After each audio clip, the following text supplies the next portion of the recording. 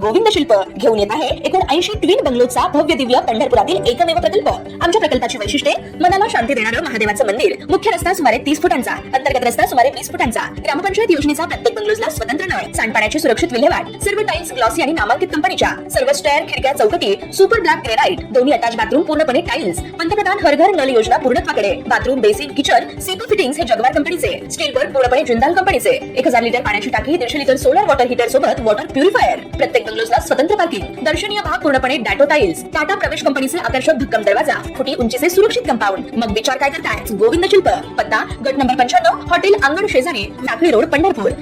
ताज्या घडामोडी पाहण्यासाठी आमच्या YouTube चॅनलवरील PVR म्हणजेच पंढरी वार्ता या न्यूजला सबस्क्राइब करा आणि शेजारील बेल आयकॉनवर क्लिक करा। पाठीमागेही सांगितलेलं आहे, आत्ताही सांगतोय तुम्हाला की त्या ज्या काही उपाययोजना चालू आहेत त्या उपाययोजनेवर त्या ठिकाणी टेक्निकली मला वाटत नाही तेवढा समज 20 कोटी रुपये देत 6 कोटी रुपये बिल काढले जातात। चंद्रभागेच्या पत्रामध्ये लहान असताना 12 महिने पाणी व्हायचं, आता बंधाऱ्यामुळे पाणी थांबलंय।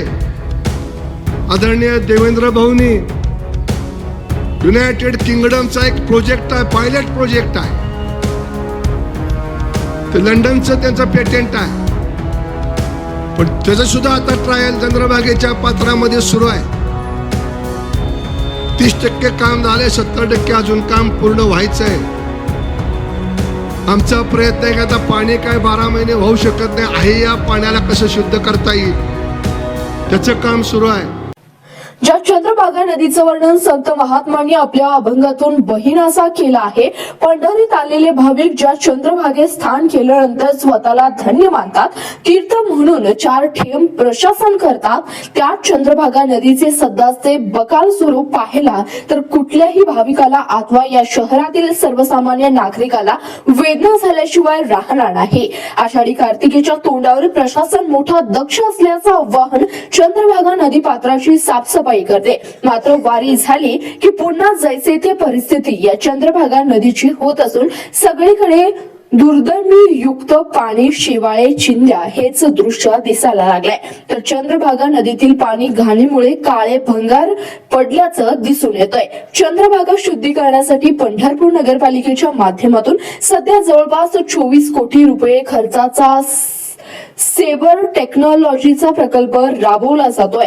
जवळपास 6.5 कोटी रुपये वर्षभरात ठेकेदाराला अदा करण्यात आले आहेत, तर आता पुढील 8.5 कोटी रुपयांचे बिल काढण्याची देखील तयारी सुरू असल्याचं समजतंय। मात्र ज्या ठिकाणी हे शुद्धीकरणाचे 2 यंत्रे बसवले आहेत त्याच सेवर टेक्नॉलॉजी प्रकल्पाच्या परिसरात जागोजागी शेवाळे साठून राहिलेले दिसून येत आहे। दुर्गमी युक्त पाणी, घाण पाणी दिसून येत आहे। मग हा प्रकल्प कोट्यावधी रुपये खर्च करून नक्की काम काय करतो असा प्रश्न इथल्या जनतेला पडल्याशिवाय राहणार नाही।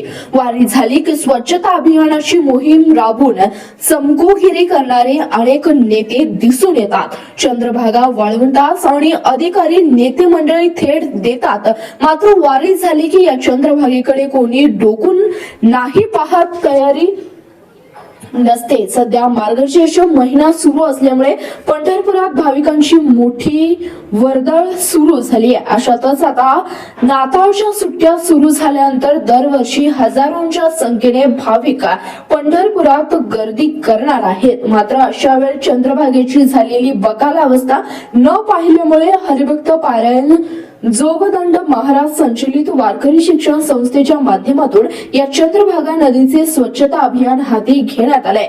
वारकरी शिक्षण संस्थेतील छोट्या छोट्या मुलांनी चंद्रभागेतील चिंध्या, गाळ, कचरा गोळा करून चंद्रभागा नदी स्वच्छ करण्याचा केलेला प्रयत्न इथल्या प्रशासनाच्या डोळ्यात अंजन घालणार आहे आणि या गंभीर प्रश्नाकडे दुर्लक्ष करणाऱ्या नेत्यांनाही एक संदेश देणार आहे असेच म्हटले तर वावगे ठरणार नाही। पहा या स्वच्छता अभियानानंतर या निमित्ताने बोलताना काय म्हणाले हरिभक्त पारायण जोगदंड महाराज। मार्गशीर्ष महिन्याचे महत्त्व लक्षात घेता चंद्रभागा नदीची स्वच्छता करण्यात आली, या पाठीमागची आपली नक्की भावना काय आहे? चंद्रभागा स्वच्छता करण्याच्या पाठीमागची भूमिका ही आहे की ते आमचं पहिलं कर्तव्य आहे। आम्ही काही कुणासाठी उपकार करतोय असं काही त्यातला भाव नाही। आम्ही पंढरपुरात राहतो, वारकरी म्हणून घेतो. त्यामुळं चंद्रभागा शुद्धीकरणं, चंद्रभागेत स्वच्छता असणं हे आमच्यासाठी आद्य कर्तव्य आहे, कारण ती आमची आई आहे. सगळ्यात वाईट अशी परिस्थिती आहे की अधिक अक्षराहुनी एका भूवैकुंठ बने तुका. तुकोबाराय म्हणतात हे भूतलावरलं वैकुंठ म्हणून पंढरी क्षेत्राचे. या पंढरी क्षेत्राचा महिमा असा सांगतात, तुका म्हणे जाय एकवेळा पंढरी तयाची घरी यम नाही. असं सर्वश्रेष्ठ असणारं पंढरपूर, परंतु त्या चंद्रभागेची जर आज अवस्था बघितली तर अत्यंत वाईट, सगळं घाणीचं साम्राज्य त्या ठिकाणी पाहायला मिळतं आहे. 2 दिवसापूर्वी अनेक अशा चॅनलने ही बातमी लावून धरली. आम्ही जेव्हा प्रत्यक्ष बघितलं, लोक तिथं तीर्थ घेतात. शासनाने चंद्रभागा शुद्धीकरण व्हावं म्हणून त्या ठिकाणी अनेक असे काही उपक्रम राबवलेत, परंतु ते पूर्ण निष्फळ चंद्रभागा स्वच्छता ठेवण्याच्या बाबतीत, चंद्रभागा शुद्धीकरणाच्या बाबतीत पूर्ण निष्फळ ठरलेले आहेत, असं आम्हाला त्या ठिकाणी पाहायला मिळतं. त्यानंतर स्वतंत्र कर्मचारी स्वच्छतेसाठी आहेत, तेही त्या ठिकाणी लक्ष देत नाहीत आणि त्याच्यामुळं पूर्ण चंद्रभागेमध्ये घाणीचं साम्राज्य पसरलं आहे. त्यामुळं आम्ही पहिल्यांदा कर्तव्य म्हणून आम्ही त्या ठिकाणी शुद्धीकरणासाठी, स्वच्छतेसाठी आम्ही त्या ठिकाणी. सध्या चंद्रभागा शुद्धीकरणासाठी नगरपालिकेकडून 24 कोटींचा सेबर प्रकल्प राबवला जात आहे. यात नामदार आमदार आवतडे यांनीही हा प्रकल्प अनफिट असल्याचे म्हटले होते. काय अनुभव आहे या बाबतीत आमदार साहेबांनी सांगितलं तोच आमचा वारकरी संप्रदायाचा सगळ्याचा अनुभव आहे. कारण ज्या उद्देशाने, कारण मुख्यमंत्र्याच्या एक वर्षामधले जे मुख्य टार्गेट होतं त्यामध्ये चंद्रभागा पंढरपूर एक टार्गेट होतं, परंतु तो उद्देश सफल झाला आहे असं आम्हाला प्रत्यक्षदर्शनी पाहायला दिसत नाही. पंढरपुरात आलेले भाविक मोठ्या श्रद्धेने चंद्रभागा नदी स्नान करतात, तीर्थ म्हणून प्राशन करतात. अशा वेळी चंद्रभागा नदीचे जे साम्राज्य आहे हे भरपूर घाणीचं आहे. नदीला काही चिंध्या असतील, शेवाळ्या असतील, याबाबत आपण काय सांगाल? नाही, आम्ही सन्माननीय महाराष्ट्राचे मुख्यमंत्री देवेंद्रजी फडणवीस साहेबांना आमची एकच विनंती की आम्हाला कायमस्वरूपीचं चंद्रभागेचं तीर्थ घ्यायचं असं पाणी आम्हाला मुख्यमंत्र्यांनी ते ठेवलं पाहिजे, चंद्रभागेचं पावित्र्य, एवढीच आमची मुख्यमंत्र्याकडे विनंती. आता जो नदीला सेबर प्रकल्प चालू आहे, ह्या कितपत ठिकाणी काम करू शकतो? नाही, आज जर तो बघितलं त्या प्रकल्पाच्या माध्यमातून अगदी शून्य मात्र कार्याचा अनुभव जर बघितला तर शून्य आहे. कसल्याही प्रकारचं त्या प्रकल्पाचं काम नाही. आज विष्णुपद असेल, पुंडलिकरायचा परिसर असेल, अगदी पूर्ण शेवाळ त्या ठिकाणी पाहायला मिळतंय. प्रत्यक्षात शुद्धीकरणाच्या नावाने शून्य असं तो प्रकल्प काम करतोय असं आम्हाला तर प्रथमदर्शनी पाहायला मिळते. आज आपण चंद्रभागेची स्वच्छता केली, नगरपालिका इथे तर करत होती, काय सांगाल याबद्दल?